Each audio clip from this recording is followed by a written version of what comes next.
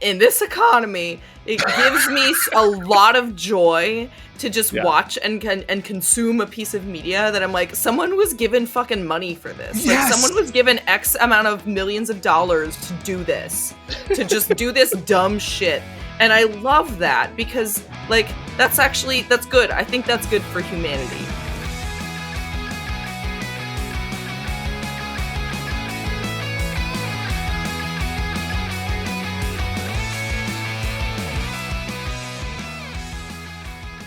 Welcome, groovy babies, to 1999, the podcast. I'm John Brooks. And I'm Julia Sermons.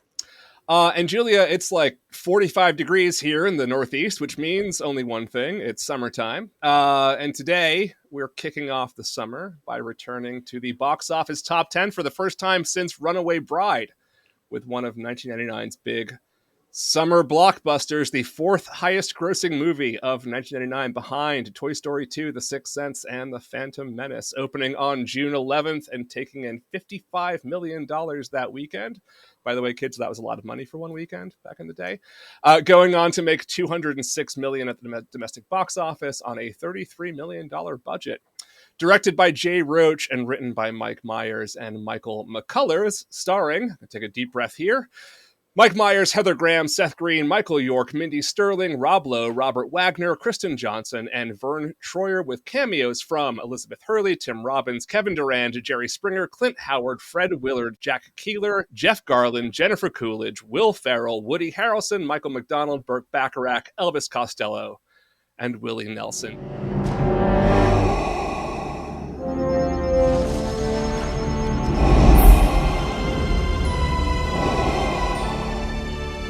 Years ago, a battle was fought and an empire was destroyed. Now, the saga will continue.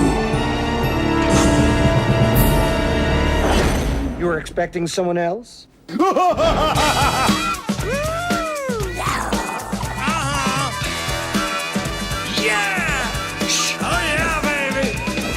If you see only one movie this summer, see Star Wars. But if you see two movies, see Austin Powers. That's right, Mr. Bigglesworth. We're back. Oh, behave. The Spy Who Shagged Me. No, Mr. Bigglesworth. No, bad catch. Dr. Evil does not like to be pee-peed on. Today, we are talking about the film that asks what happens when you take a fish out of water comedy and put the fish back in the water. Austin Powers, The Spy Who Shagged Me. So, Julia, what's Austin Powers, The Spy Who Shagged Me? And good luck with this one. What's it about? I just want to start by saying that this is a Mike Myers spy spoof. So what I'm about to explain to you will not really be that logically consistent. Mm-hmm. But in the words of the movie itself, I suggest you don't worry about this sort of thing and just enjoy yourself. Okay. In 1999, the swinging British spy Austin Powers discovers that his new wife Vanessa is actually a deadly sex robot. Once he defeats her, he's single again and ready to find a new sex bot to help him battle the bad guys. And he is after one bad guy in particular, the bumbling but still dangerous Dr. Evil, also played by Myers. After time traveling back to 1969, Dr. Evil tries to foil Austin by stealing Austin's quote-unquote mojo. And since all of Austin's missions somehow involve sleeping with beautiful women, losing his mojo does really mean he's completely useless. So Austin follows Dr. Evil back into 1969 to get his mojo back. He's aided in his mission by obligatory sex bot Felicity Shagwell, played by Heather Graham, with very tight pants and very high hair. Mm-hmm. Felicity shares Austin's goofy, horny vibe and his love for double entendres, but their stars are crossed when Austin's lack of mojo means that they can't, in his words, hop on the good foot and do the bad thing. Meanwhile, Dr. Evil schemes to destroy the world with a laser on the moon. He's helped in his plotting by Fat Bastard, who is also played by Mike Myers, in a huge fat suit and a broad Scots accent.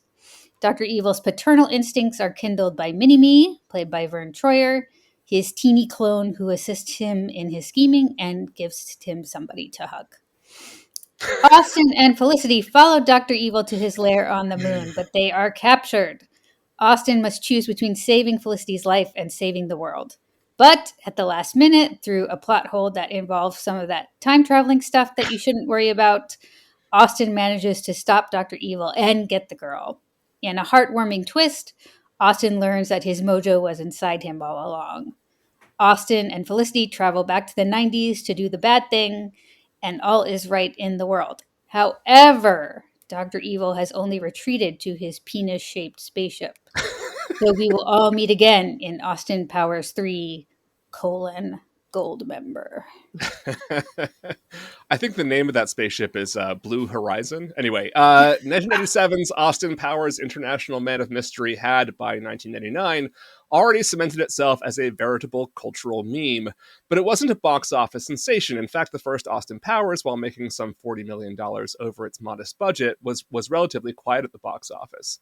It grew to its relentlessly quotable shagadelic status largely through word of mouth, with annoying people like me insisting to anyone who would listen at any opportunity that no, actually, it's really, really great.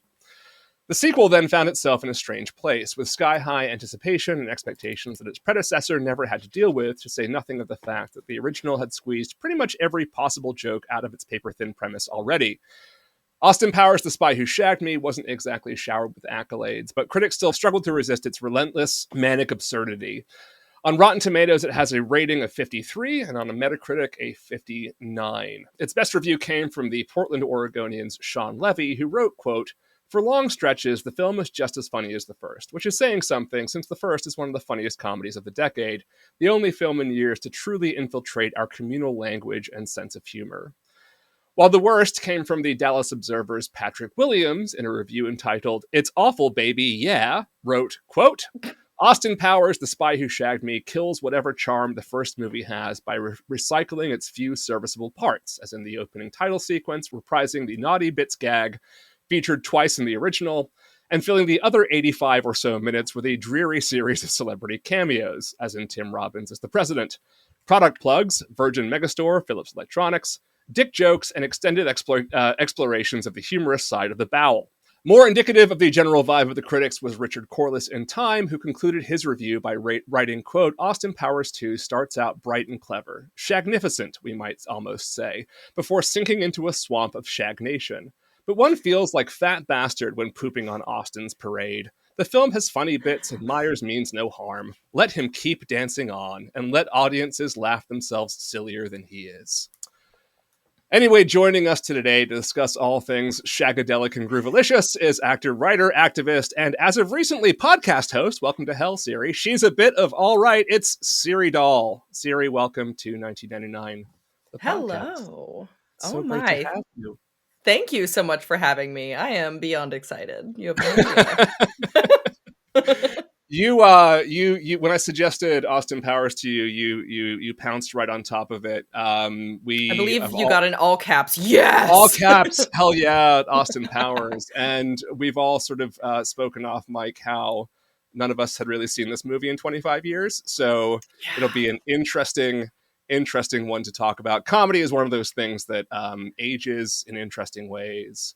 Though in some surprising ways in this case. But anyway, before we get into it, how's happy summertime? How's your summer going? I'm in Los Angeles, so summer is all the time trying to start going. It has been it's been unusually dreary here, like on and off for like the last couple months, I want to say. I mean, obviously, it's really sunny out. Today's gorgeous, but you know, you can literally see the sun in the background, like through your window. Yeah, you can. I have a bunch of sun catchers in here too. So if you look at, there's like a disco ball, you might catch a rainbow. Like,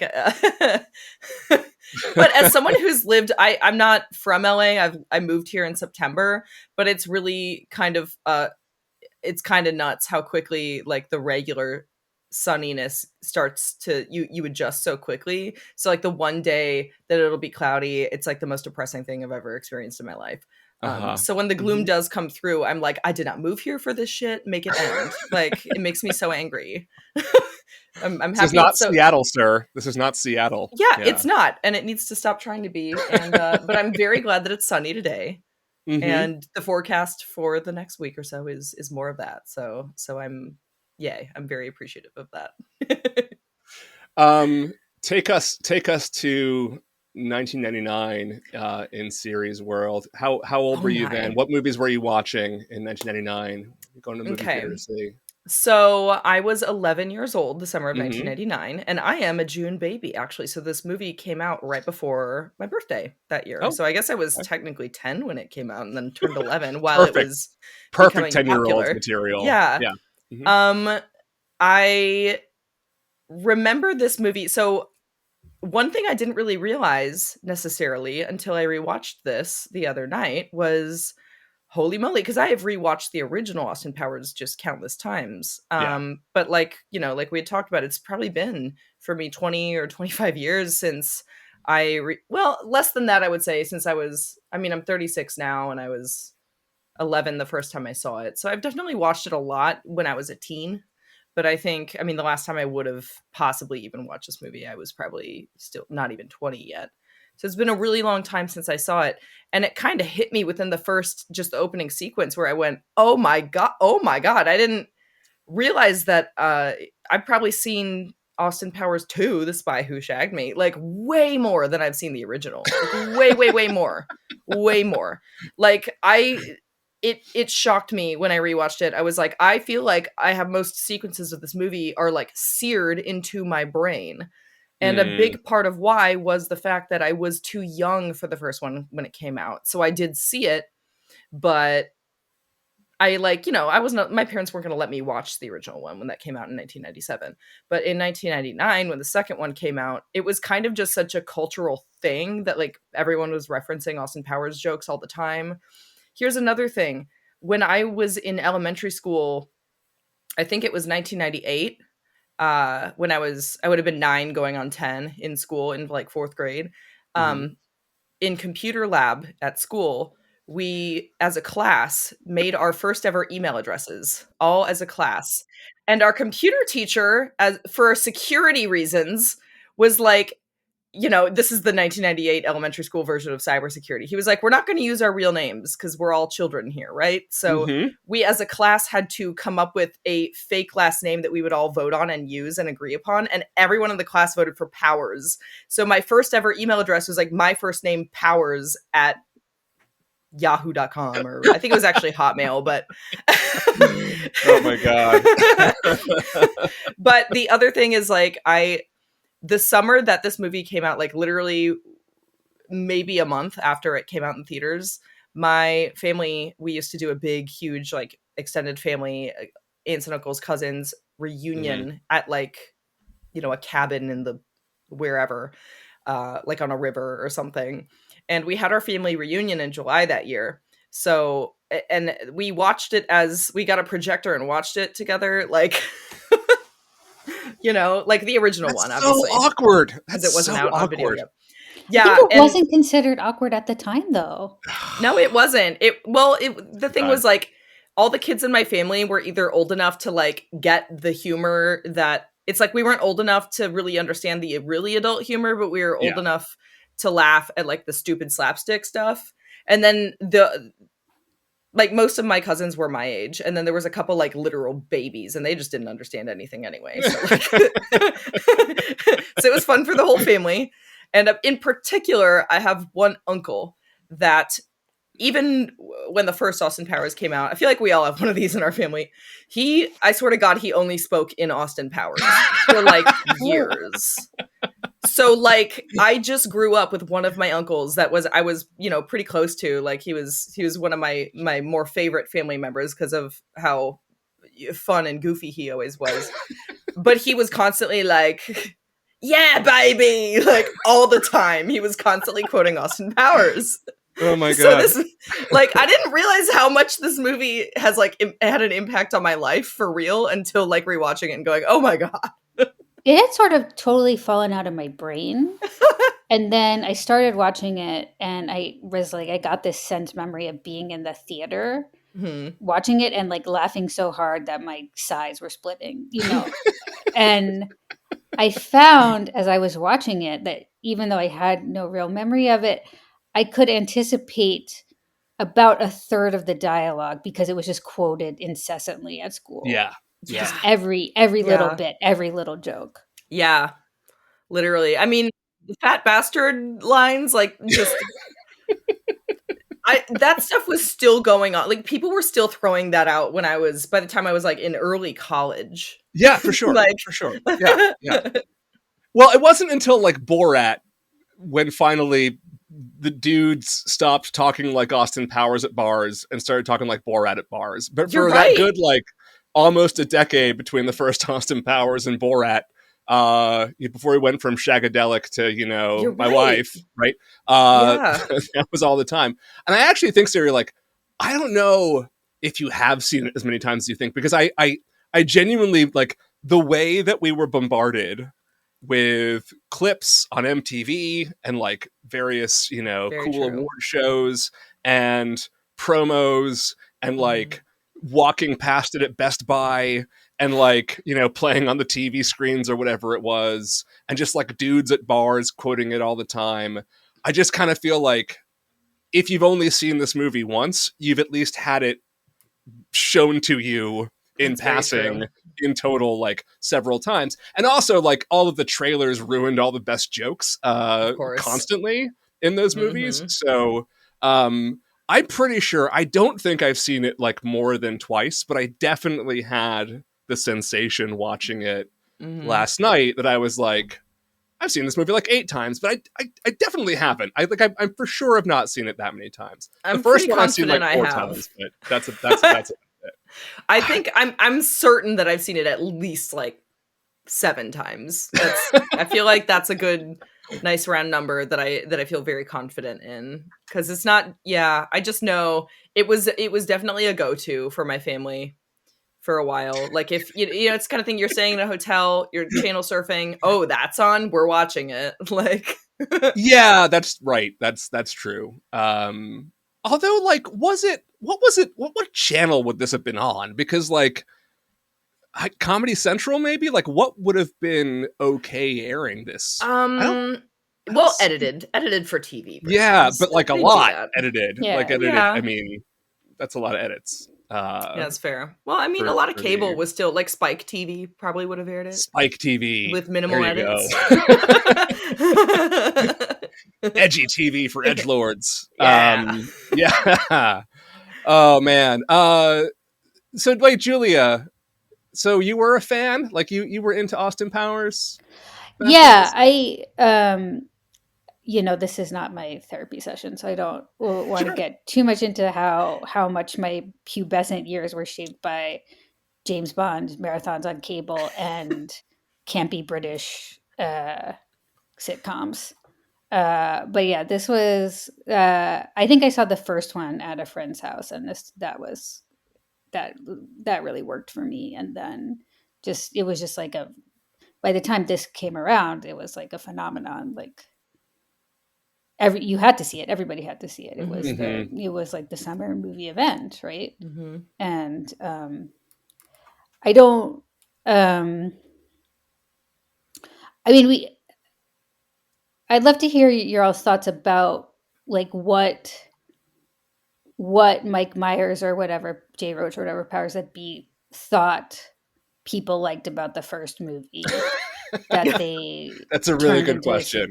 Because like I have some thoughts, but in terms of like how this works as a sequel, to the extent that you guys know the first film, like does it work? What works about it? I mean, so I did.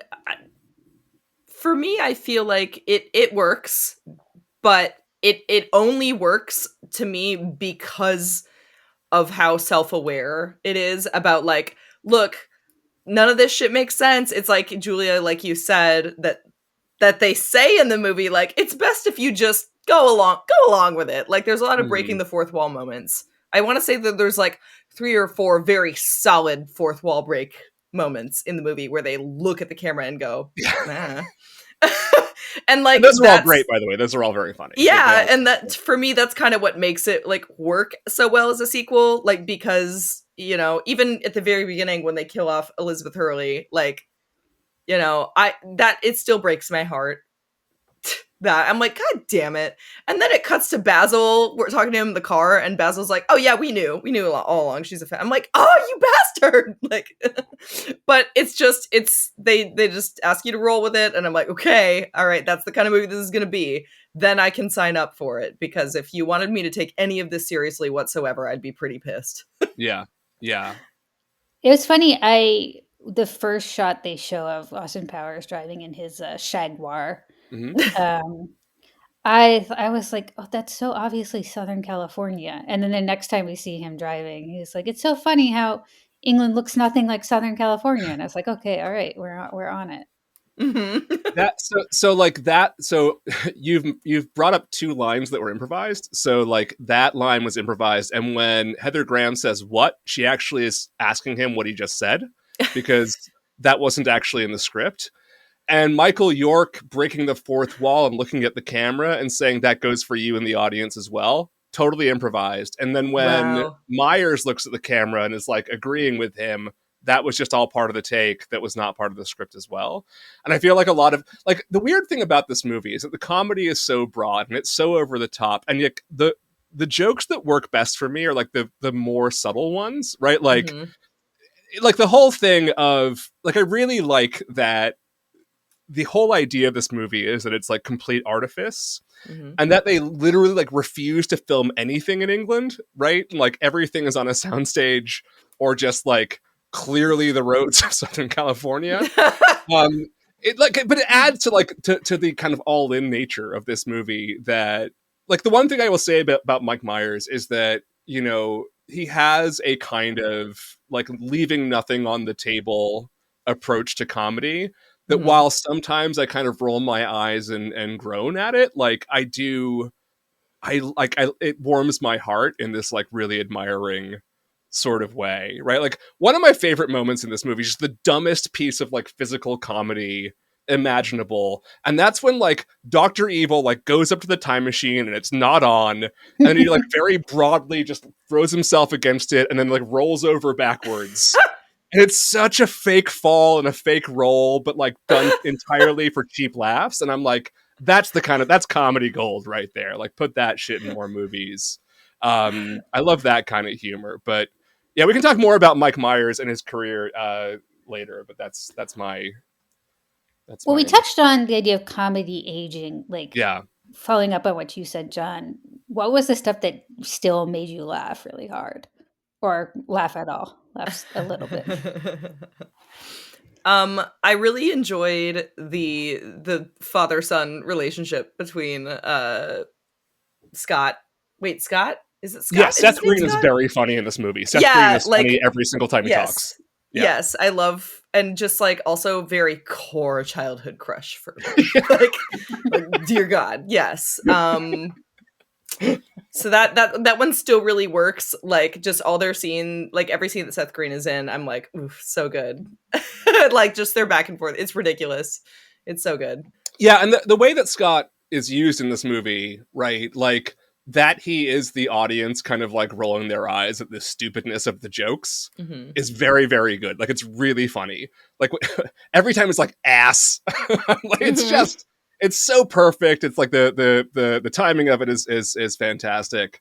You know, like the problem with it is that, as I kind of alluded to, like the first movie really does, like once that joke is kind of told, and I think it's a very clever joke, like the whole sort of parody of the James Bond movies and the whole sort of like swinging 60s, you know, aesthetic. Nobody had really done that before, and it's very well realized in the first movie, and all the jokes really kind of land because it is sort of leaning in on that right so hard. And I think this movie, they were like, how do we do it a little bit differently? And the premise of this movie just like isn't funny, because going back to the 60s like just puts him back into the 60s, and so all of that sort of like, you know, the swinging 60s guy in the 90s thing like loses all of its comedy mojo. I do like that it sticks with the I know Siri, you're talking about Elizabeth Hurley and you know, but like that's what happens in James Bond movies. Like he falls in love and then you never Yes. see that person ever again, right? And like I do think that was a very funny like way of dealing with that. and just like the sort of like aggressive cheapness of everything, like the way everything just looks really, artificial and fake. Again, it's still sort of like going all in on the joke, but the joke had kind of been exhausted by the first movie, and this is instead trying to like live off a vibe, and the vibe's fun, and like the 60s vibe is fun, but like it's not as sort of revelatorily funny, right, as the first movie is. And so it ends up being mostly just a series of sketches, right? And like some of the sketches are great, and some of them are like, when Dr. Evil sings Just the Two of Us, I'm like, I fast forwarded. I'm like, I can't do this. This is just, Well, that's it's not funny. That's the thing. Is like that's such a specific reference to that song, the Will Smith version of that song being a huge hit at the time. It's so feels very dated watching it now. Yeah. In a way that for me has some worthwhile nostalgia. So I personally would not fast forward through it, but I also don't enjoy it enough to really I just like tolerate it. Yeah, I mean, I think like I think, John, you're absolutely right that like the first movie was very heartfelt homage to like 60s spy movies and series of various kinds, and I feel like what they decided people would want more of in the sequel was Dr. Evil. Mm-hmm. Who I hate to admit I think is the worst character in the whole series. Like, I think that's right. Like I remember liking those bits so much at the time, and I was just like, this is not doing it for me anymore. Although I like Mini-Me more than Dr. Evil in this one. Vern Troyer is really great in this. Like the whole, he's like so all of the, fucking good. Yeah, like all it's of just the like physical comedy. Yeah, it's fantastic. Yeah, he's for like literally not really speaking the whole movie. He's so good. Yeah. And having to copy all the mannerisms. Yes. There are little moments where, like when there's the bit where Dr. Evil is on the Jerry Springer show with Scott, and it, in Jerry Springer fashion, erupts into a big fight. There's this moment where Dr. Evil's going after the Klansman there with his son. Oh, that is when all the bleeping is that's and then he pulls his hood off. Yeah. And he just goes, I've got your hood. God damn. That is good. Because you don't hear Dr. Evil swear aside from that scene where he's like saying, you motherfucker, and like it's just all bleeped out, and it's that's very funny. Yeah. Would we have a Despicable Me franchise without Dr. Evil? I was thinking about that. I don't think so. Yeah. I don't feel like we would. So I feel like that redeems his character, regardless of how like he might not be anyone's favorite in Austin Powers universe. I mean, I don't think it's even that he's so bad. It's just that like a villain, the more you expose of a villain, the less villainous they become in a way. Yeah. And I think it's just kind of like he's overused, and like the joke seems to be, it's funny to make Dr. Evil make contemporary pop culture references, which is kind of the point of like him going back and forth and not really remembering where he is in time, and that's kind of the joke. But like that ages poorly, right? When the joke is just him referencing like the Will Smith song and stuff, like how would that even read to in the previous movie? Yeah. Yeah. Though I will say, like one of the really great gags in this is like I think Mindy Sterling is awesome in this, and like it's way more to do in this movie than the first one, and I love her and she's fantastic in this. But like they like after they sleep together and like they're getting coffee and that whole scene, and like where they decide to kind of go all in on the joke of like sort of Dr. Evil at home kind of moments, like where he's just sort of like a guy at work. I think that's quite funny, and like that was some well-mined like comic possibility in this movie, I think. But a lot of that has to do with like Mindy Sterling just being fantastic, and like the way she plays off of him is so great. Isn't that the moment where he says, "Try the Hot Pockets, they're breathtaking"? Yeah. Look, I'm a sucker for hot pocket based humor, so you can get me anytime. Like one of the most perfect jokes in this movie, right? And this is the sort of thing that I like paid way more attention. I don't even know if I've even noticed it before or like thought about it very much, but they're doing the whole thing with the drive through Southern California. It's when they encounter Will Ferrell, right? And there's an English phone box there, like. Yeah, That's hilarious. Like, that's really funny. It's just putting like a red English phone booth on the side of a cliff in California to indicate that it's London, right? And I'm like, that's everything about that is well thought out, like well paid off kind of a joke. And also like, and it's like that kind of inspired pre-thought thing. But then also when just like Rob Lowe just starts cracking up when Dr. Evil hits him in the head with a globe, and like they leave it in the movie. And they pretend that he's crying or whatever, but like he's very clearly like laughing out loud because Mike Myers just like threw a giant like beach ball at his face. And that sort of thing is also like, I love that, like I love fuck ups in movies and just like playing them for entertainment. So yeah, absolutely. Yeah, definitely still a lot of highlights here. Were you guys like, I don't know. So I'm a bit older, I was watching Wayne's World and like those sketches on SNL in the 90s.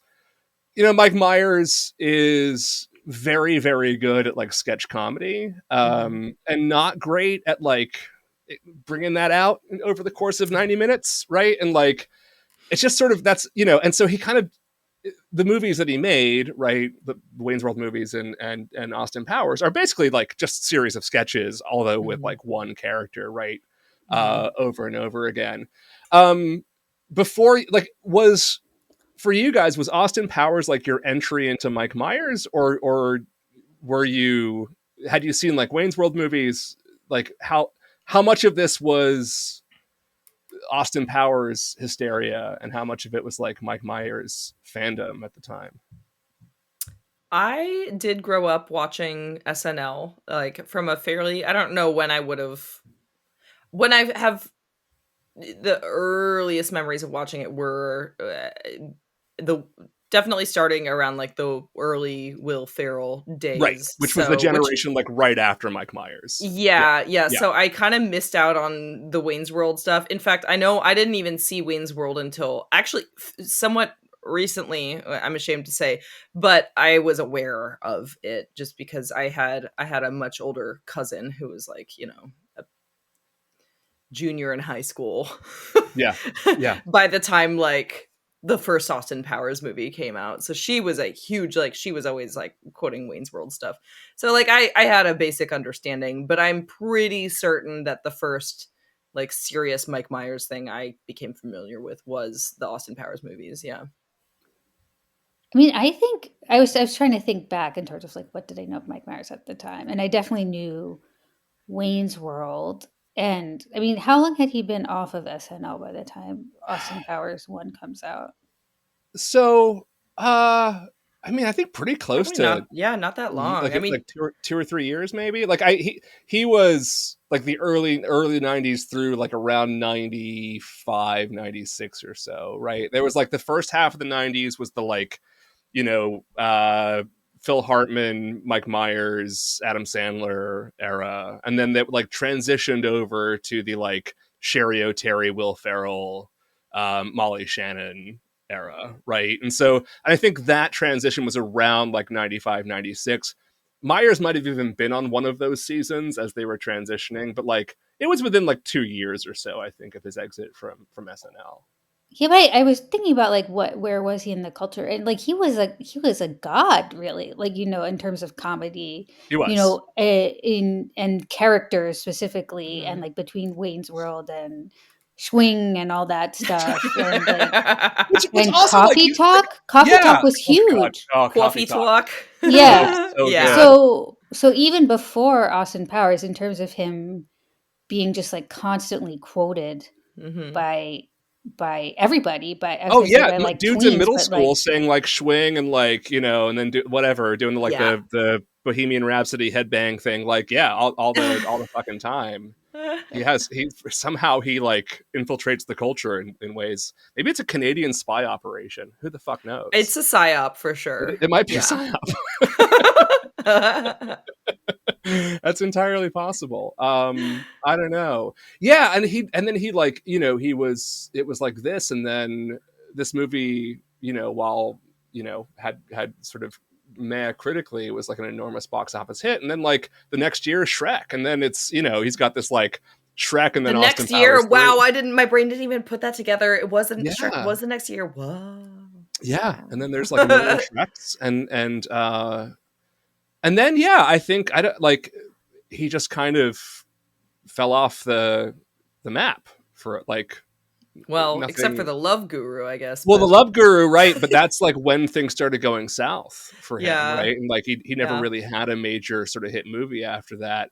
Yeah. I watched when he did the Gong Show, and I thought that was very, very funny when he played like this absurd host of the Gong Show for a little while. But I did yeah. not know about that. Oh, you that got to watch era. it if you can find it on like this was only like 5 years ago. Like, it wasn't that long ago at all. Wild. And it's worth checking out because that's like using him to his comedic like strengths, right? Because it's like Mhm. half an hour, he's making fun of people, he's playing a fake character with a fake accent. Like it's great. So that's worth checking out. But yeah, this Netflix show of his came out like a year ago. Everybody said it was terrible. I haven't watched any of it. But I guess Austin Powers 4 is still sort of in the works, and he's reemerged as Elon Musk on SNL. So Yeah, I have been enjoying even though his Elon Musk accent is hilariously inconsistent. Like yeah, but so is Elon Musk. yeah, that's true. That's true. It's like it's just the weirdest. It's like it almost sounds like someone trying to do a like a Swedish accent, because like Swedish accents are to me very hard to like a Swedish person who like also speaks very fluent English. There's a weirdness to the way they say like consonants and stuff that I'm just like, what the fuck are you like? What's going on? Maybe Well, ketamine just makes you sound Swedish. well, but it's also like it's because of the sort of the Netherlands, like the Dutch heritage of Yeah. South Africa, which makes this like Yeah, that very tracks. fucking weird accent. And like, it's combined with being a Nazi, obviously it just makes you like pronounce things weird, I guess. What's funny because he is always affable. His character is always affable, or the memorable characters. Yes, And like part of what is charming about the first Austin Powers movie, but also this Austin Powers movie is how affable the character is. So for him to transition to that, to playing Musk, is interesting. Yeah. I feel like I imagine that Mike Myers like chased down Lorne Michaels and was like, "Look, you need an Elon, and I want to be that Elon." well, I think he did also I feel because like he's just like, "Please let me be Elon." I think part of it was because of the Canada thing, and he was very, Yeah. very active about being like, "Fuck you, you're not taking Canada." Yeah. And really wanted to stick it to Donald Trump on television, and Well, I think it also- was personal. Elon's dad, or is it his dad or his grandfather? But one of the two. I guess maybe the grandfather, because a little bit more further back in time. But they were Canadian originally, Correct. and then went to like. So I mean, if I were Canadian, I would also personally take offense to that. Yeah, they moved to South Africa once apartheid started happening because they wanted loved a it place so that was much. more like Nazi Germany after Nazi Germany was no longer a viable place to live. So anyway, cool family. One of the things that I kept encountering in reading some of these reviews, which I was kind of surprised by because I have very strong feelings about this, was people saying like Heather Graham is terrible in this movie. This is a very pro Heather Graham podcast. I'm a very pro Heather Graham person. And I think Heather Graham is fantastic in this movie. And I have That's just misogyny. reasons why I don't think see- that. I Terrible. don't really have a well-formed thought on that because I wasn't aware that these reviews existed, but I just like clearly she's fantastic. She's great in this role in this film. And it's insane for anyone to think that she's not like, what the fuck? You're just mad.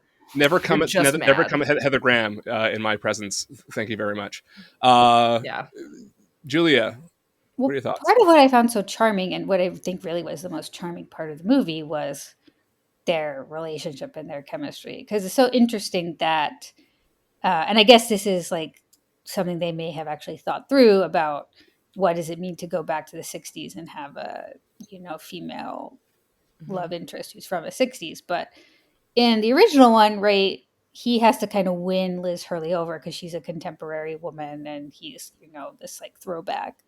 But here she is like right on his vibe, right in his level from the beginning, right? Like one of the first things she says to him is, he asks, how do you get in those, hot pants? She says, well, can start by buying me a drink. And they're just like perfectly in sync. And like they're kind of like horny for each other but goofy at the same time, which is I think why Austin Powers is a successful character, is that there's a goofiness behind the like constant horn doggery. But yeah, so they're just totally in sync with each other. I found it very cute. And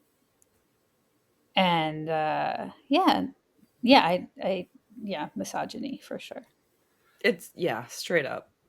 Also, I mean, I feel like what you just said, Julia, is also a little light went off in my brain. That's like, I have to admit that there's probably a degree of this seeing this movie when it first came out when I was so young, also influencing the type of person that I am attracted to, because it's always been the goofballs for me.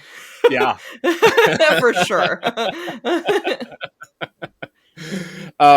Well, I have long been attracted to Heather Graham, and I was well a decade at least into my Heather Graham fixation by the time this movie came out. So, I'm going to get very defensive when people come after Heather Graham in my presence. But I think she's like, I didn't really appreciate her for sure, like until watching it this time, and just how good she is, because she is absolutely playing along with the inanity of this whole premise and what's going on here. She like never fucking stops smiling. Her eyes are like satellite dishes the entire time. There's this, she just puts this massive like glow onto the screen and is like, looks like a child who's like playing spies with her like best friend. And that's exactly because, as Julia said, like part of it is this like really overblown sex like vibe with this like absurdly charming childlike, right, sort of like idiocy that is just this perfect cocktail going on here, and she just nails it every single time. Like, of course it's not a like nuanced, like of course it's not like a good performance, like it's not supposed to be, like she's supposed like, what to do be people acting expect? badly. This is gonna win like the top award at the Cannes Film Festival? Like, come on, like, yeah, what? but as a comedy performance, it really is. It is terrific. Like, I mean, Yeah. she also gave one of the best comedy performances of the year in Bowfinger in 1999, in a very similar like kind of role, right, where she's like definitely playing along to this like very strange set of stereotypes, but very much in on the joke. And yeah, like the way that she understood the assignment, like every moment of this movie is like pretty startling. And like frankly, a lot more fun to watch than Elizabeth Hurley was, honestly, in the first movie. I would agree with that. Yes, even though I'm still sad that we don't get any more Elizabeth Hurley, but I'll take a Heather Graham as well, and I'll be very happy about it. And that blue dress she wears, where the like all the strips fall down and revealing her bare back, like ooh la la, my goodness. I know. Oh my god. As a back girl, I was like, oh. Listen, preaching to the choir on this one. Definitely one of my hall passes, still to this day. Heather Graham. Yeah. So, all right, let's talk about this, because I do think like one of the more interesting things to me, just from a purely sort of objective standpoint, is like looking at not just how the comedy ages and how the jokes land or don't land, but also like one of the things with comedy is like obviously what can be acceptable, right, within sort of, you know, culture, right, and ableism and all that sort Oh, of I thing. was looking And, like, forward to this one coming up. so yeah, let's talk about like the way that Vern Troyer and Fat Bastard are used for comedy. And like, Mm-hmm. I expected worse. Like, I honestly expected to be more kind of offended than I was, but like, I don't know, Siri. Go ahead. You got thoughts? I was okay. I was pretty offended. The Fat Bastard stuff really it was rough. It was rough to watch.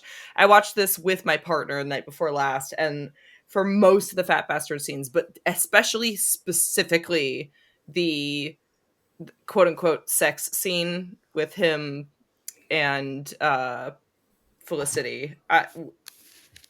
It was just us like looking at it, just watching the movie in silence, and then like side-eyeing each other like Yeah.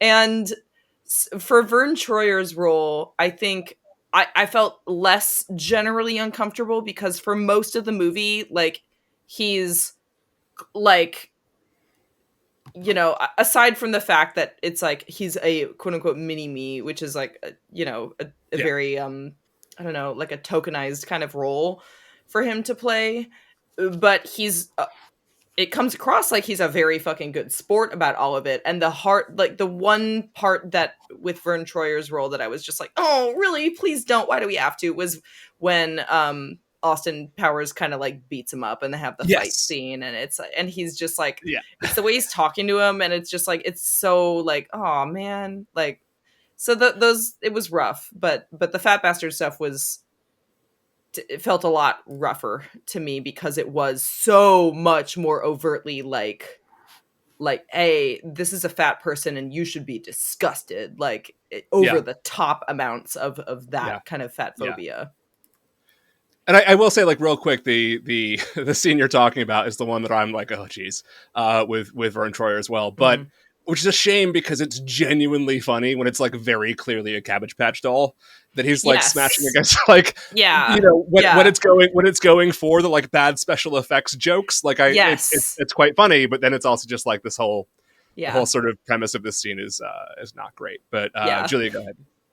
Yeah, I had hoped that Fat Bastard was not in this one. You were like imagining a different version. You got like a director's cut. Yeah, I was like, he's not in it till 3, right? And yeah, it was not. I was not happy to see him, to say the least. I mean, if it could have just stopped I was like, the eat the baby joke, like, you know, that's like, funny, but like, yeah, it's funny, but it's also like, oh, fatness equals cannibalism, sure, right, whatever, you right, know, absolutely, yeah. I like, I want to say like it's just not funny, but I'm trying to think of like another version of this that could be funny, which also is eluding me at the moment. But it like, just seems almost like fatness is a way to intensify toilet humor. That's truly how it comes across. Yeah, there's this whole shut section, up about it. Yeah, there's this whole section where he's talking about how badly he needs to take a shit, and the turtle head poking out. Yeah, oh my God. Another thing that I will just say, so much of my family still. That's a line that I still hear regularly said in an overdone Scottish accent. So yeah, and I'm not above toilet humor, you know. And at least in that regard, that memory of the movie has never been connected to specifically to fat phobia. But also, I'm like, I'm not a fan of where it came from originally. Yeah. And I just found that part especially like deeply unfunny, and the part where he's like saying how sexy he finds himself, and we're supposed to laugh at that. Like, these two parts are just like, this is just awful. It's just not working. As far as Mini-Me goes, I just want to say, I think like in terms of him having to mimic Myers as Dr. Evil's kind of like gestures and mannerisms and stuff, it's just such a really finely tuned performance. And I think like Vern Troyer just didn't get credit for how nuanced that has to be. Yeah. But the what I will say is that the part where he's Dr. Evil's playing the piano and Mini-Me is playing the little piano on Yeah. top. That's actually a homage to a movie we talked about not that long ago. John, The Island of Dr. And Dr. Moreau, Moreau. Yep. right? Uh-huh. Sure is. Where Dr. Moreau has made this little Yep. homunculus beast, who he plays the piano with. Well, the whole joke is that, right? It's like the whole joke is the Dr. Moreau thing. Yeah. Oh, I did not. I have not seen that movie, and I did not catch that. You can skip it. It's but like that's the whole premise of it is like you're this little freakazoid thing, that it's fun to laugh at, and I think it's to Rentore's great credit that how well he manages to do it in a way that is genuinely funny, like not just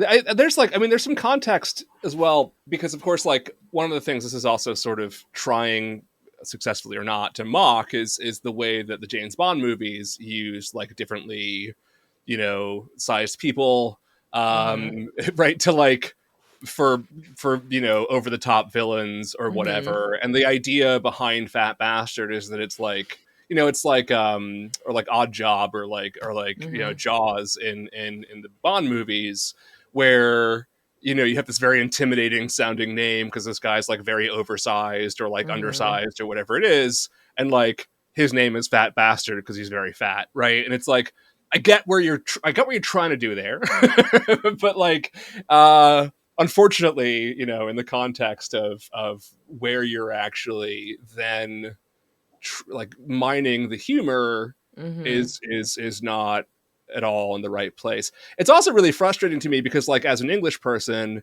like, Mike Myers' English accent's not great. His Scottish accent's very good. It's much better than his English accent. And so I'm just like much more impressed by his Scottish accent than his English accent. One of the things that bothers me about Austin Powers is, like, as someone very sensitive to English accents, and I know his dad's English and like he spent a lot of time in England growing up or whatever, but like his accent's not great. And it just sort of like irks me a lot. So that's unfortunate. I think also with like Troyer, the issue with Troyer is that he was far more exploited outside of this movie at the time than like within it. Right. Yeah. And like, if you look at, like documentaries from the time or just like MTV footage from the time, like Troyer was just like this guy who was paraded around in all kinds of different sort of like events. And like he had agency. I'm not saying like it wasn't his choice or whatever. And I'm sure he got paid well for doing it, but he was this like sideshow for, like the guy who plays Mini-Me and and it's like, that's kind of what he was reduced to. And I think there's a lot more, at least like Mike Myers, I think recognized, or Jay Roach, like recognized his comedic value and like his abilities. Right. And like, and that they used this character for the most part for this like pretty clever joke that is also directly a joke about the fucking Island of Dr. Moreau, which, by the way, Siri, like, was a huge, like, giant bomb of a movie a couple years before this movie came out.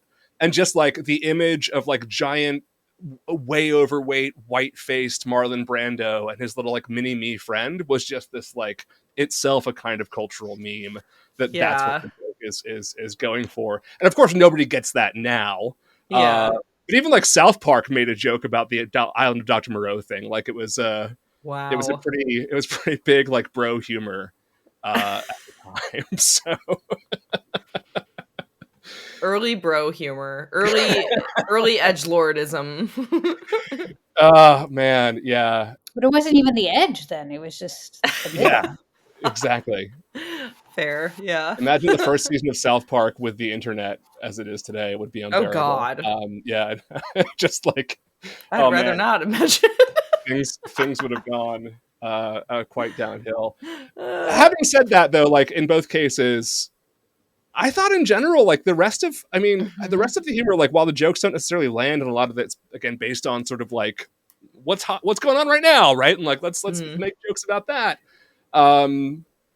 Yeah, most of it I think actually is pretty reasonably like okay for it ages okay for today, which is surprising.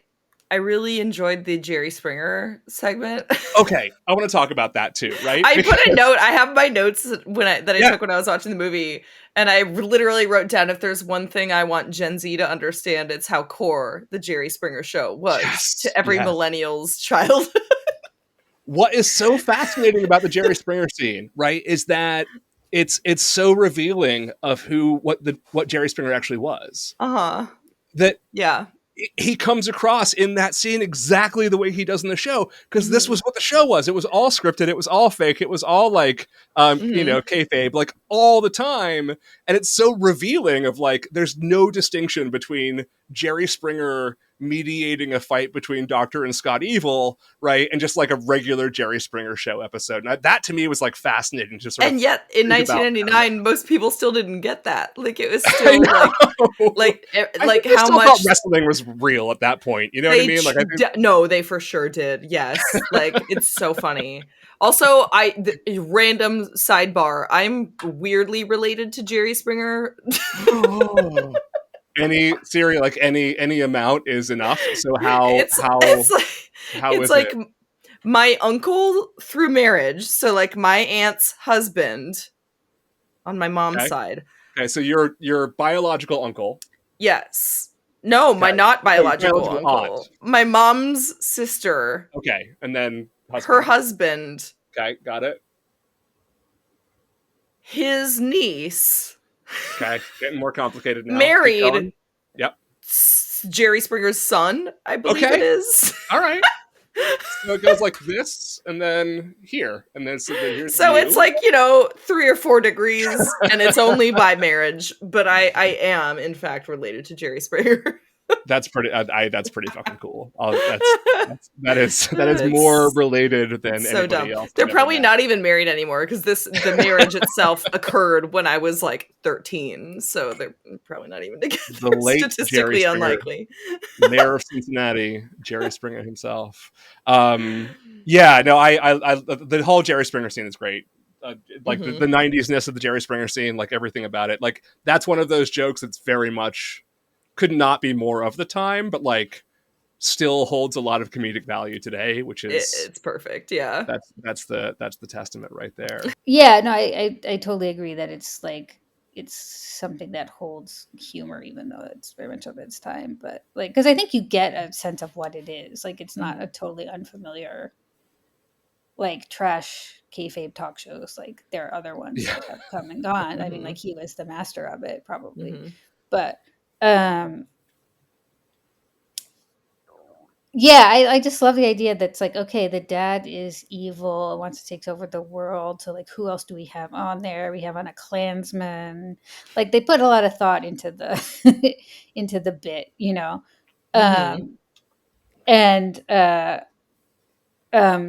like one of the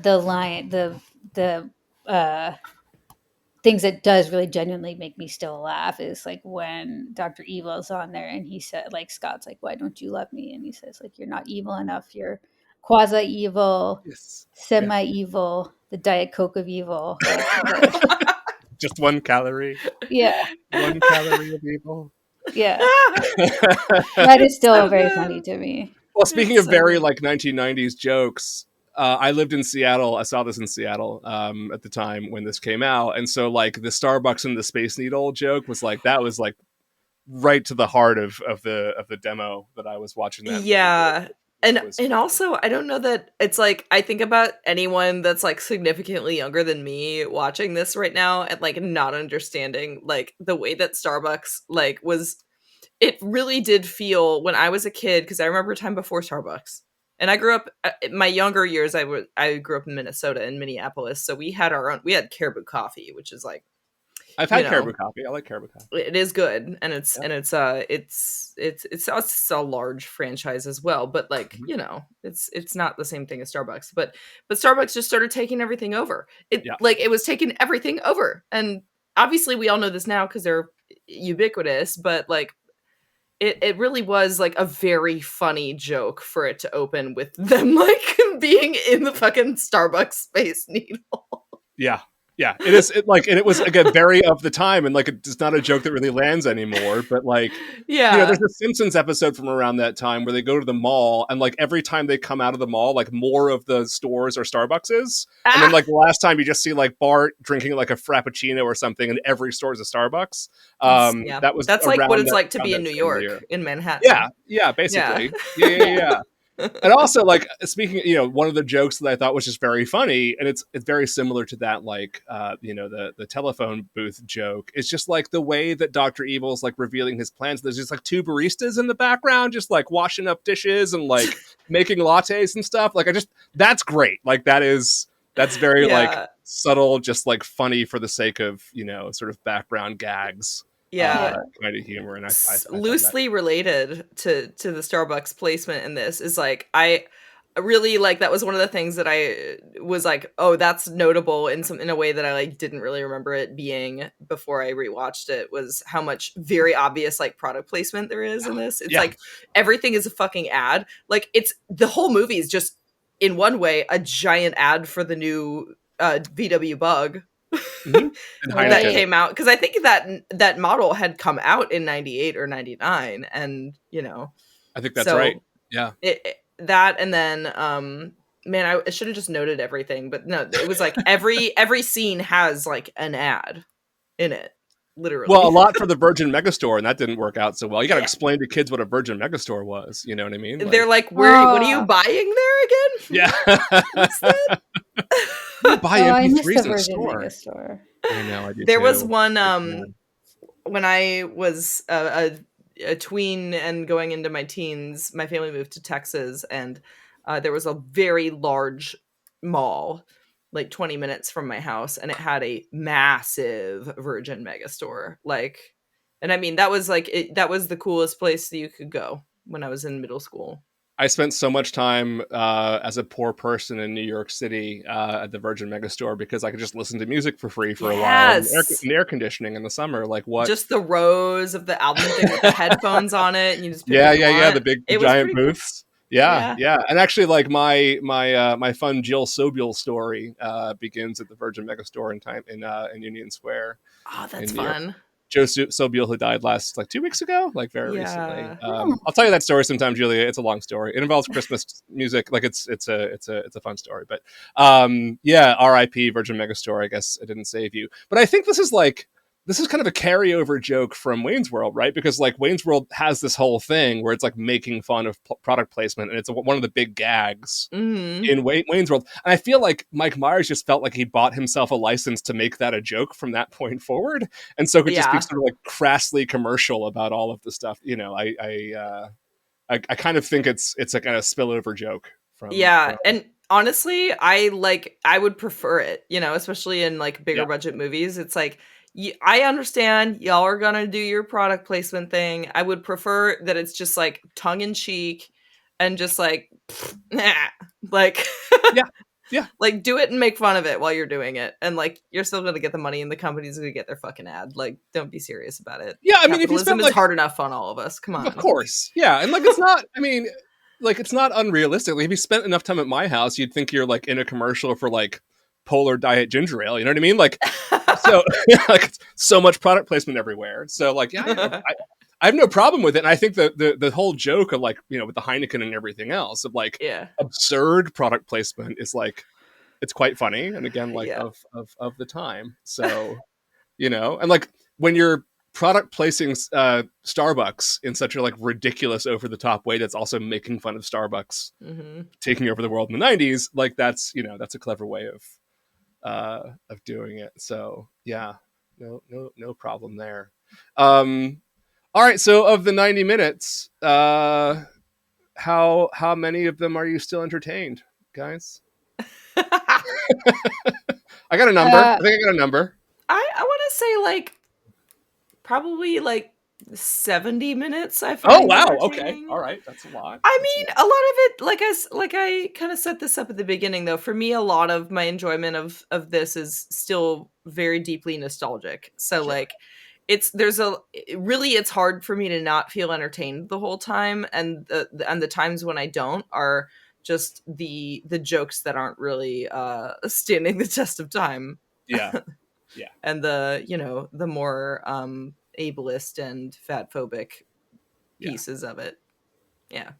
The things that I think are still truly so funny are the montages where they're describing all the different ways that Dr. Evil's spaceship looks like a penis. So And good. It's it so cuts good. between them, and there's like a Chinese student named Wang, and there's Willie Nelson and Hmm. Woody Harrelson, and And that's when a lot of the cameos come in too. Yeah. Yeah. And Uh-huh. Jennifer Coolidge, which like, was that a Yep. cameo? Because I feel like that was early enough in her career when she was like becoming more notable. Oh, it was But a cameo because she was so well known in like the sketch comedy world, especially like got it. that, you know, like she was one of Mike Myers's, like, you know, That's good to no- know. I no didn't names. know because I was like, I'm like, I know the first like big role that at my age that I remembered her having was like in American Pie, but American Pie, right? Which is yeah, the same year.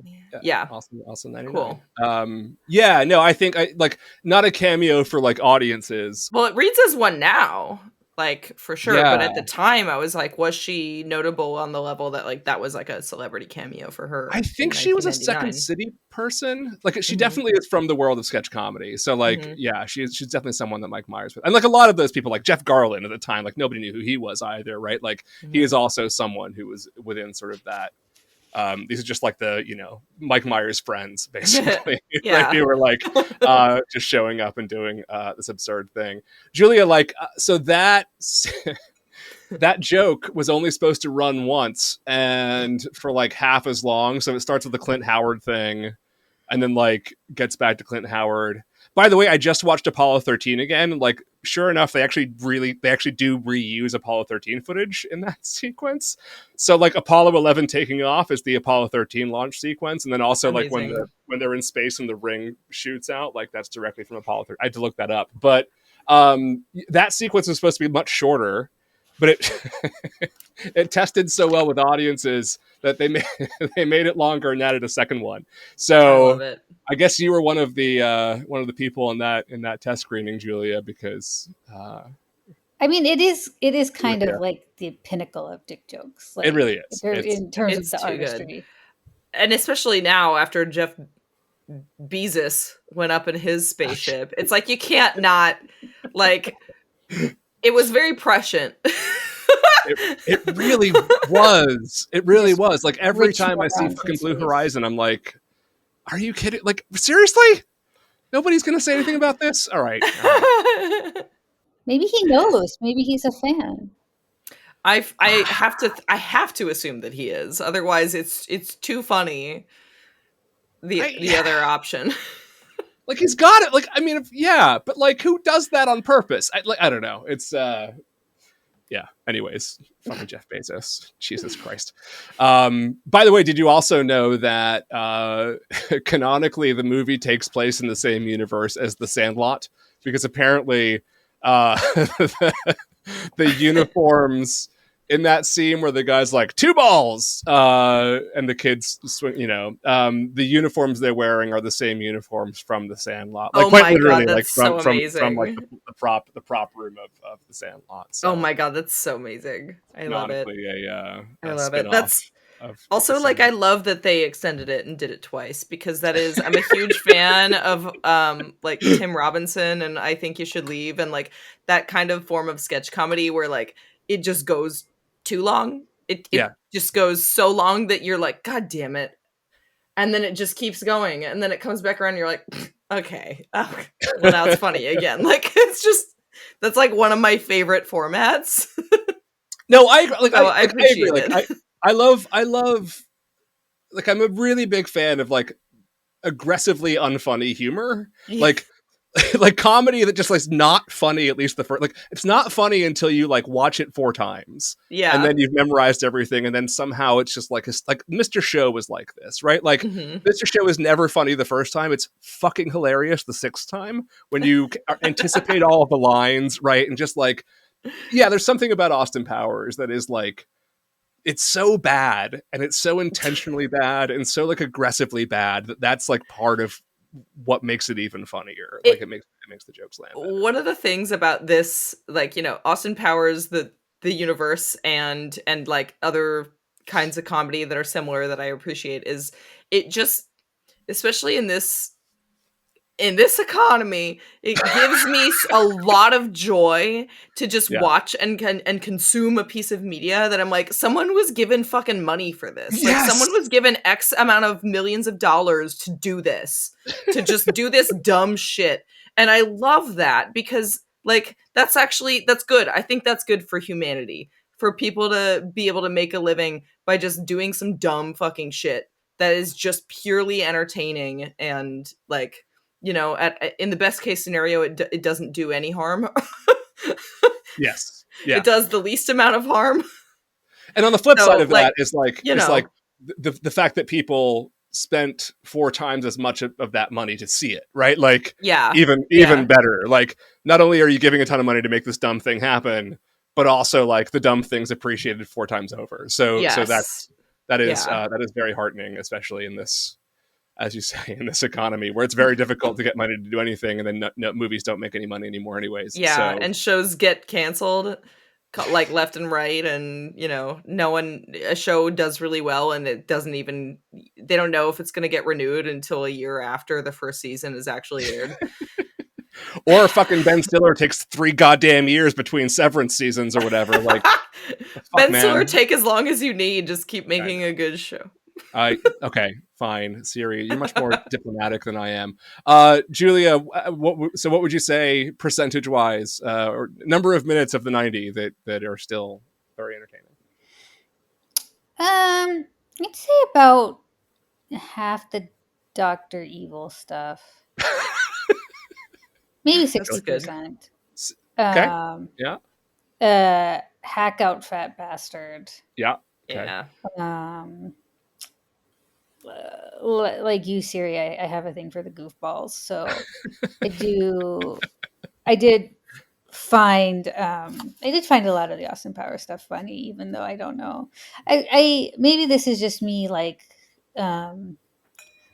lionizing the first movie because I'm such a fan of Bond movies and 60s stuff, but I do feel like the double entendres and stuff are, like, maybe a little better in the first one, or maybe they just felt fresher. I think so too. Yeah. Yeah. Or, I agree with that. So, yeah, I didn't really love the bit where they're in the tent on the island and it's the shadow puppets. I literally and they have a note think about that that. she's pulling all this stuff out you of have a his note ass. about it. You have a note about it. All right, go ahead. What's your note? The note is just that because, you know, when I saw this movie in 99, when I was 11 years old, it was definitely with my parents, and like, having, you know, I had the kind of parents where it was like, it wasn't a hard and fast rule, like, you're not allowed to watch, I mean, not being allowed to watch R-rated movies was pretty much a hard and fast rule, but a PG-13 was like, we'll watch it first and then we'll make our decision based on our judgment. And, you know, my parents had seen it before I saw it. They made the decision that it was fine if the kids were to watch this Spy Who Shagged Me. I also think that they did it because they knew it was inevitable that we would see it. But that being said, the tent scene was the one where the whole time, it wouldn't have even been that bad if it weren't for the fact that my mom was next to me the entire time going, oh, jeez, oh, well, come on. Like, she was so flabbergasted by it. Like, it just kept escalating, and she was just like, I swear to God, at one point she leaned over and put her hands over my eyes. Like, even though it's like, you know, I got the joke, but it's suggestive in a stupid fucking way, but it's not like, I mean, I say that, but then, come on, I went on to have a career in the adult film industry. So maybe, for all I know, my mom blames all of that on this one tent scene in Austin Powers. So. It's fair. So yeah, it's just funny, like, how much I had a visceral reaction to that scene, going, oh God, only because I remember being next to my mom and her, like, losing her mind over it.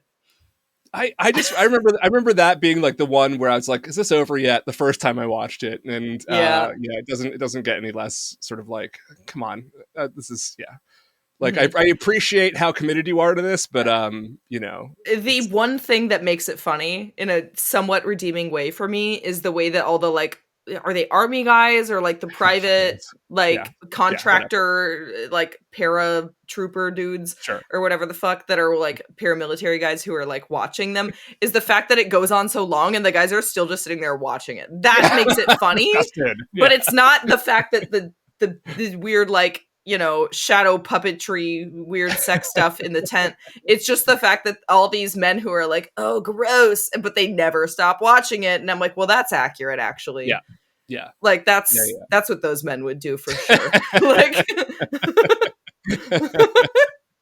yeah, I like, and the idea that they have such a moral majority point of view on the world that they're just totally disgusted by it. Yeah.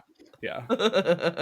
And there's a close up on every guy's face being like, oh, because it's like stuff going in Austin Powers' butt. But also secretly, I like to think that like they're all going, wonder what it's like. Yeah. Like, I think that subtext is there. I think you can read the movie that way. Yeah. I'm going to say 45 out of the 90 minutes. I was like, this is pretty good. And then the other 45, I'm like, this is not great. Some points I was like, I really want this to be over now. But then it would do something where I was like, oh, it's kind of funny. All right, my last point, and then we got to start like wrapping up here. But the last thing, my big frustration with this movie, right, where I was like, oh, I've forgotten how this ends exactly, but I hope this is what happens. They should have done the time traveling 10 minutes gag like 5 times.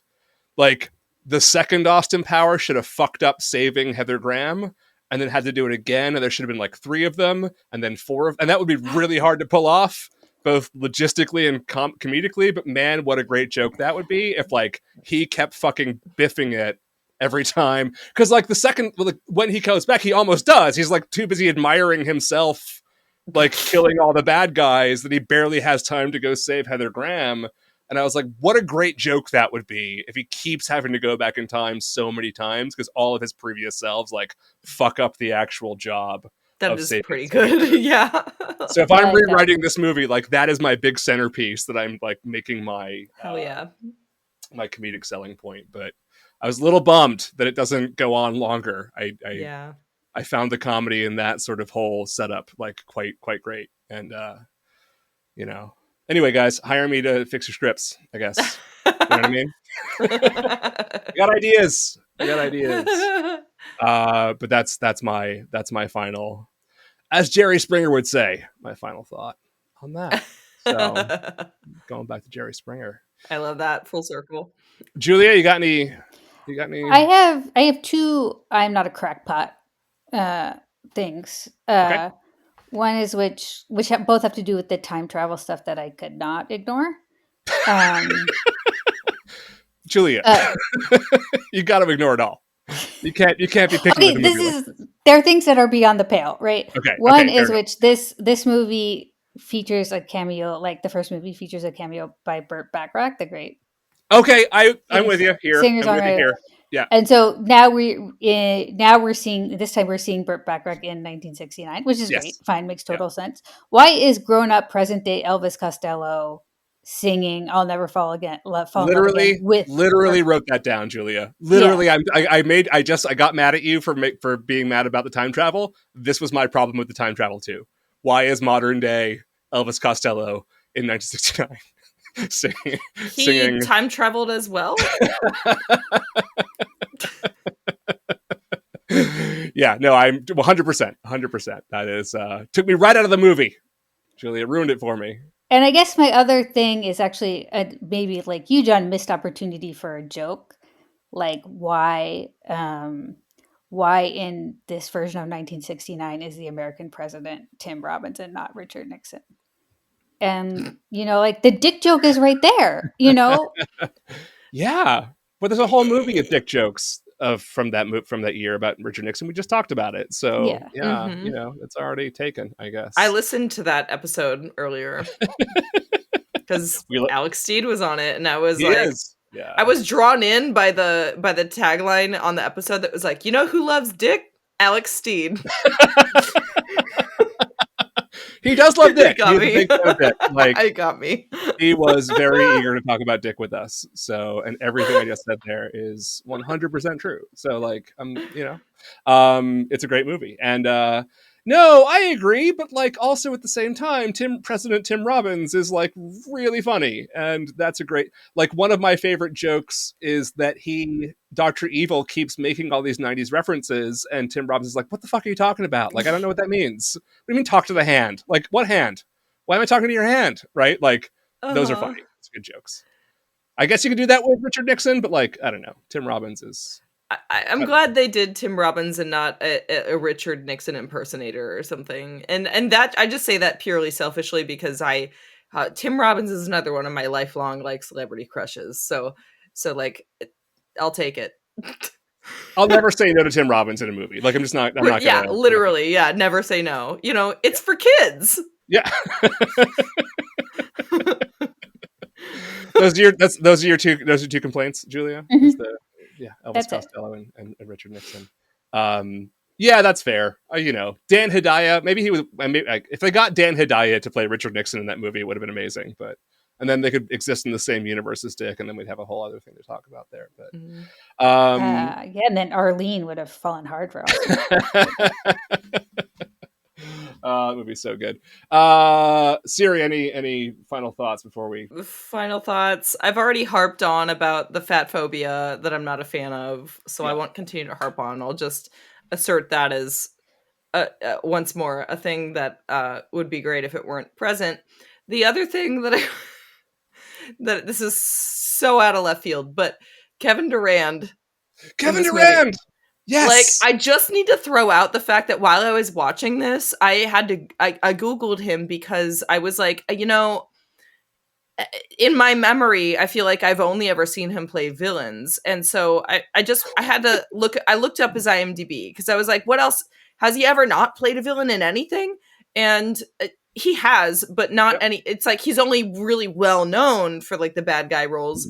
But here's the thing that I just specifically made a note of is that, and this is a complaint for me, is he looks so evil all the time. Yeah. Especially in this movie. He's like shot in a way. He's always a villain. He looks, and I guess on some level it was determined by a casting agent or his whatever that he like looks like a bad guy. But if you just look up photos of Kevin Durand just living his life and smiling, he has one of the most genuinely friendly smiles I've ever seen, and it's shocking the difference. It is shocking. Yeah. And that's a complaint that I have about the world. Give this man justice.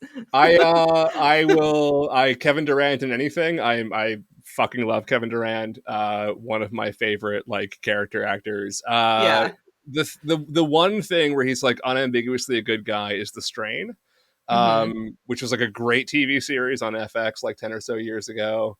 About like I'll need to watch it. Oh, it's great. It's like it's genuine like television horror. It's really, really good. Me gusta. Yeah, and he plays a New York City exterminator turned vampire hunter, and it's like, it's fucking great. And he's like, he's got this like weird East European accent, like it's fantastic, and he's a good guy in that. Like he's pretty unambiguously a good guy in that Sweet. shit. So. But like a weird good guy with like I love a weird good guy. like a weird Eastern European good guy, so a little like it's a little nice, little shady, but yeah, no, he was like one of the bad guys in Lost. He's love him. Yeah, when he showed up I was very excited, and all he does is like machine gun people, and that's pretty much it. But he does it very well, and that scene also, by the way, is very funny when he's what's her name's getting like Robin Swallows. Like, yeah. Anyways, all right, great. Austin Powers still pretty funny after all these years. Happy to say, and all right, let's move to our last couple questions for the evening for you, Siri. So, what do you have a favorite 1999 movie? Oh, it could literally take me a while to. Do you want me to send you the top box office movies of the year? Yeah, because honestly, I was so young it's unlikely that I would be even aware of any deep cuts anyway. I'm So I sure may as well you've just look at seen like the top 10 to 20 of many of here. these. So here you go. Whoa, there are I mean, it was so good. It was so good. Yeah. Yeah. Oh boy.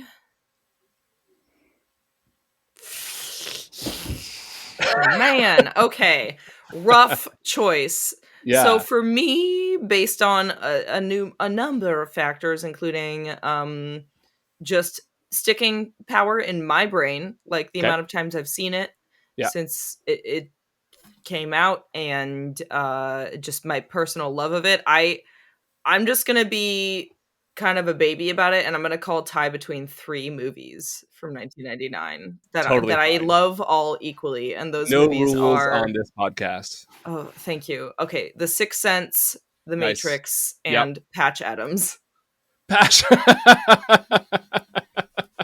Seriously, yes. And Patch Adams actually is one of the ones that was released in late '98 and then bled into '99. So like you can claim that as your '98 movie if you want to, and then it's just between Sweet. The Sixth Sense. That's fair. The The Matrix. Yeah. If I had to pick between Sixth Sense and The Matrix, I would definitely pick The Matrix over The Sixth Sense. So like tell me more about why The Matrix. I mean, The Sixth Sense is good, but I've rewatched it many times, and it's like kind of a big part of the experience is like the plot twist, which I'm sure plenty of adults saw coming in that movie, but me being a literal child, they did not. Nobody Fair. saw it coming. Yeah, no. Really? Because when you rewatch it now, it's so fucking obvious. We just talked about this last week, like in the last episode, we were talking about this very thing. But like, no, really, Siri, like I was 20, right, when it came out, and like, no, adults didn't get it. Like everybody was like, "What It's the fuck?" Really wild, yeah. So it's God. not just dumb kids who were like, "What?" No, it's everybody. I like The Matrix just for like the world building. There's a lot that went into it, and like it's. I really hate that, like, the red pill is now has a very different meaning. But I've continued to enjoy the effort put into the Matrix related the whole like kind of franchise since then. The Wachowski sisters are pretty fucking cool. So, what do you think of Resurrections? I have not seen it yet. It's really good. It's really good. I loved it. Like, it's really good. Yeah. It's really what's funny is I haven't actually watched it yet, but I have watched multiple YouTube video essays about it.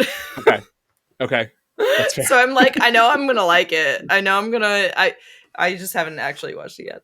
Yeah, it's like I understand people's aversion to it. Mm-hmm. I think all of the swings it takes are like quite brilliant, and and I love the sort of the way that it like finally really doubles down on the whole like trans identity thing, and like and is not shy about it, right? And is like, and it feels very like full circle for Lana Wachowski to like finally sort of like put the stamp on. Yes, this is like me coming to terms with this part of my identity, and like that was something I was working through in the movie, and like it feels very personal. Like it's pretty great as far as that goes. So I look forward to watching it. Let me know what you think when you eventually do get around to watching it. What is your favorite movie ever? My favorite movie ever? Yeah, ever. I have to pick one? So like, here's what we say, right? You're at a party and someone's like talking to you and like corners you, and like you gotta think of something. What would your knee-jerk reaction like? This is the movie that I like the most. It's so hard because it's like there's too many criteria. It's like favorite movie ever, as in like I could watch it a million times and never get tired of it. That's or the like one. Yeah, that's the like criteria. Yeah. Is it also The Matrix? It's not. Can it be a tie? Is that yes? It can be a tie. Like, because these movies are very, very different, and so I'm like, I have to. Okay, Midsommar. Okay. And Harold and Maude. Okay, those are very, very different movies, indeed. They both satisfy very different things in me, but each one I can watch forever. Like I could watch a million times and never get tired of. those are great answers. I don't think I loved Midsummer. I don't think I can ever watch it again. Like, I think I'm done. My favorite story about that is I watched it once it was out to rent, on with my partner and our mutual friend at home, and at the end of the movie, both of them were like traumatized, and they've told me the story from their POV that they're like, yeah, we end the movie and we both are like sitting there like, oh God, and then we turn and they look at me and I'm sitting there like like time of my life, like the best, just like cathartic release I've ever felt at the end of any movie ever. Like, and I will rewatch it and I will feel that every time. And I mean, part of why is because I was in a relationship with my own like version of a Christian at one point. So part of it is just that. That's interesting. Yeah. Yeah. No, it's a phenomenal movie. And it's just a beautiful film. Like, it is. It is. But like, it's heavy. It's a lot. It makes Daylight fucking terrifying. And, which is what's so cool about it, honestly, and the way it subverts the genre, right? Like it's fantastic. And yeah, Harold and Maude. So that's like that's a classic. I love that movie as well. That's obviously, as you said, very different. So what's your Harold and Maude story? Harold and Maude, one of my closest friends when I was like 13 or something, showed it to me. I guess her dad had an old copy of it that she watched, and she was like, "You gotta watch this." So she showed it to me, and then I kind of immediately became obsessed. So it was a thing throughout my teen years. I had a big recreation of the original movie release poster on my wall in my bedroom throughout all my high school time, and I've just always continued to love it. Like I've rewatched it pretty much yearly since the first time I saw it, and it just never fails to like really hit me in a place that I don't even know how to describe. It's just like in the feels, as the kids say. It really hits me in the feels. It does. Yeah. That's Julie. Are you a Harold and Maude fan? Yeah, absolutely. You are. Okay. Yeah, big Hal Ashby fan overall. Yeah. I've had trouble watching any other Hal Ashby films. Like it's like not a lot that is available easily accessible in these days of the internet. Yeah, Amazon Prime isn't pumping out the Hal Ashby films. Hollywood treating him as shittily today as they did in his lifetime. Hey, if it ain't broke, don't fix it, or whatever, right? Or whatever. I don't know. All right, cool. Well, this was a lot of fun. Thank you, Siri. Before we go, you got a new podcast. You want to talk about your podcast that you got? Yeah. Yes, thank you. My podcast is called First Thirst, and it's about our first pop culture crushes. So every episode I have a different guest on, and I ask them, who was your first pop culture crush? And then we take it from there. And it's just, as you might imagine, it leads to some really interesting and surprising conversations. I can definitely imagine. Sometimes it's about Bugs Bunny and drag. Sometimes it's about like goth girls. That's a great premise. I love that idea.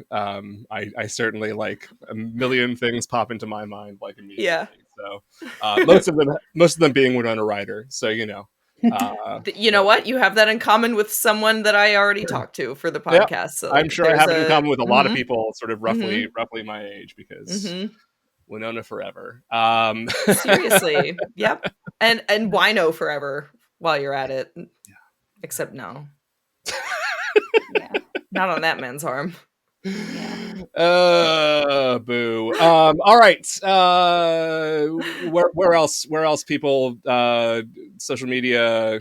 You can find First Thirst at firstthirstpod.com if you want to check out my podcast.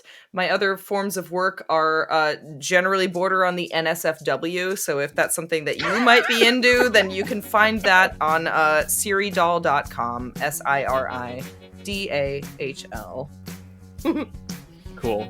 You can find us. Julia is on Blue Sky at Julia. Is it Julia K. Sermons or just Julia Sermons? Just Julia Sermons, right? Sermons. Just Julia Sermons. Julia Sermons at Blue Sky. I'm at John Brooks at Blue Sky. The show's at 1999 The Podcast at Blue Sky. You can email us at 1999@cageclub.me if you have anything to say. Just come say hi, whatever. And happy summer, everybody. Happy summer movie season. It's nice, Julia, to finally be talking about like funny brain off movies for a while, because we got some fun ones in the pipeline. So Siri, come on back sometime. It'd be fun to have you again for another movie sometime in the future. I would love to. It was a delight to have you. And everybody else, enjoy the hopefully increasingly warmer weather, and look out for frogs, and we will see you